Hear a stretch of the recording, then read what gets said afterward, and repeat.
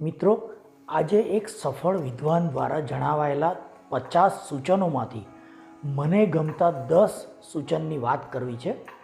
જો આ સૂચનો આપણે જીવનમાં અપનાવી લઈએ ને તો આપણું જીવન પણ સફળ થાય અને કોઈ માટે આપણું જીવન પ્રેરણારૂપ બને. પહેલું સૂચન છે, યાદ રાખો કે નોકરી પર એટલે કે તમારી જોબ ઉપર તમારી સફળતાના 30% તમારી અન્ય લોકો સાથે કામ કરવાની આવડત ઉપર આધાર રાખે છે. કોઈ પણ કાર્ય કોઈ એકલાથી સંપૂર્ણ શક્ય અને સફળ નથી થતું. તેને સફળ કરવા કોઈનો ને કોઈનો સહકાર તો લાગતો જ હોય છે. જો આ અન્ય સાથે તમે સરળતાથી સારી રીતે સંબંધ રાખી શકો તો કાર્ય તમે ઝડપથી પૂર્ણ કરી શકો અને સફળતા પણ મેળવી શકો. જો સંબંધમાં વચ્ચે ઈગો આવી જાય તો સાથ મેળવવો સરળ નહીં બને, એટલે ઈગો છોડી દો. બીજું સૂચન છે, જિંદગી સરળ અને નિષ્પક્ષ હશે એવી જૂઠી આશા ના રાખો. જિંદગીમાં દરેકને મુશ્કેલ પરિસ્થિતિ અને પરીક્ષાઓ આવે જ છે. ભગવાન શ્રી રામ અને ભગવાન શ્રી કૃષ્ણના જીવનમાં પણ અગણિત મુશ્કેલીઓ આવી જ હતી. સરળ જિંદગીની અપેક્ષા રાખવા કરતાં જીવનની આવી પરીક્ષાઓનો સામનો કરવાની આવડત અને શક્તિ મળે તેવી અપેક્ષા રાખો અને તે પ્રાપ્ત કરવા માટે લાગી જાઓ, જેથી જિંદગી પણ આપણી આવડતથી સરળ બનાવી શકીએ.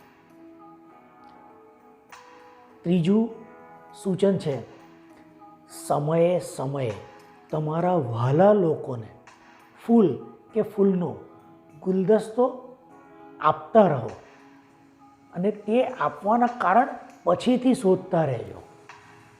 કારણ વગર આપેલી આવી નાની નાની ભેટો સંબંધને સોનાના બનાવે છે અને તેને સુવાસિત બનાવે છે. આમ કરવાથી સોનામાં સુગંધ ભળે છે. વહાલાને વહાલ કરવા કોઈ કારણની રાહ ના જોશો. ચોથું સૂચન છે, દરેક એવી વ્યક્તિને માનથી જુઓ જે પોતાના જીવન નિર્વાહ માટે ગમે તેવું નાનું કે મોટું કાર્ય કરી રહ્યા છે. જે પોતે આવું કંઈ પણ કાર્ય કરે છે ને તે સ્વમાનથી જીવવાની કોશિશ કરી રહેલ છે અને એટલે જ તે માનને પાત્ર છે. કહેવાય છે કે એક કંપનીનો કોઈ સફાઈ કર્મી કે કંપનીનો માલિક આ બંનેને એક સમાન માન આપવું જોઈએ. પાંચમું સૂચન છે, કોઈ પણ પુલ પરથી પસાર થયા પછી એને તોડી નાખશો નહીં. તમને ખબર નથી કે જીવનમાં કેટલી વાર આ પુલ પરથી તમારે એ નદી પાર કરવા પસાર થવું પડશે. અને આ વાત જીવનના સંબંધોને પણ એટલી જ લાગુ પડે છે. હંમેશા એક દરવાજો ખુલ્લો રાખો. જ્યારે કોઈ સાથેના સંબંધમાંથી કોઈ કડવાશને લીધે તમે બહાર નીકળતા હો, એ ખુલ્લો દરવાજો તમને ફરીથી એ સંબંધ મજબૂત કરવા તરફ લઈ જઈ શકે છે. છઠ્ઠું સૂચન છે, બહાદુર બનો અને જો બહાદુર ના હો ને તો પણ બહાદુર હોવાનો દોડ કરો. કોઈને આ બંને વચ્ચેના ભેદની ખબર નહીં પડે જો તમે સારી રીતે બહાદુર હોવાનો દોડ કરી શકશો. અને આવું કરવાથી જીવનમાં ઘણી બધી મુશ્કેલીઓ દૂર થઈ જતી હોય છે અથવા તો આવતી જ નથી. સાતમું સૂચન છે, કોઈ પણ વ્યક્તિની આશાની મજાક ના ઉડાવશો. શક્ય છે કે આ આશા જ તેમના જીવનનો આધાર હોય. શક્ય હોય તો આવા લોકોની આશા વધુ સુદૃઢ બને અને તે જીવનની પરીક્ષાનો સામનો કરવા વધુ સક્ષમ બને તેવી વાત કરી તેમની હિંમત વધારો. તેમનું માન ના ઘવાય તેવી રીતે શક્ય હોય તેવી અને તેટલી તેમને મદદ કરો. 8મું સૂચન છે, જ્યારે તમે બાળકો સાથે રમતા હો તો તેમને જીતવા દો. આમ કરવાથી તે બાળકને ખૂબ ખુશી થશે, આનંદ આવશે અને તેમને આવા આનંદિત થયેલા જોઈ તમે પણ ખુશ થશો. જો તેમને તમે હરાવી દેશો ને તો તેઓ થોડા દુઃખી થઈ જશે અને એમના દુઃખની આ વાત તમને પણ દુઃખી કરશે. 9મું સૂચન છે, લોકોને બીજી તક જરૂર આપો. જો એકવાર કોઈ ભૂલ થાય પણ ત્રીજી તક ના આપશો.